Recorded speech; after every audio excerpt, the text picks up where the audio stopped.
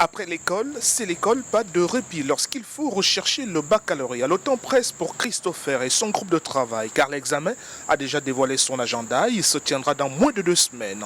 En attendant, les candidats se sollicitent mutuellement dans les matières à palabre ou alors bousculent les experts.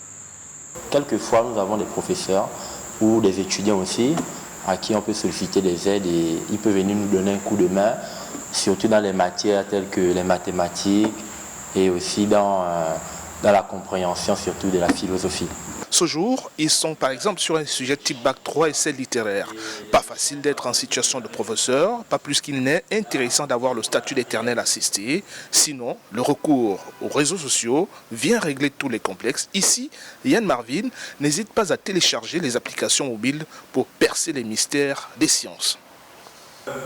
Cette application m'aide dans les différents concepts ici. Je peux avoir facilement un résumé du cours, que ce soit sciences, économie, philosophie, mathématiques, histoire, géographie, ou comprendre des méthodologies d'anglais. Les applications comme aide-mémoire, oui, possible, mais il y a mieux. Depuis 3 ans environ, un groupe d'anciens étudiants des classes préparatoires et des facultés du pays s'est mis en place pour aider les élèves en difficulté scolaire. Top Science, nom de l'association, publie régulièrement sur sa page Facebook des épreuves scientifiques et les corrigés des devoirs. La science, elle est universelle. La preuve, c'est que d'autres pays font des épreuves, ils ont l'occasion de les voir pour la même année, en mettant sur la ligne des étoiles, des exercices d'autres pays, des bacs, des BPC.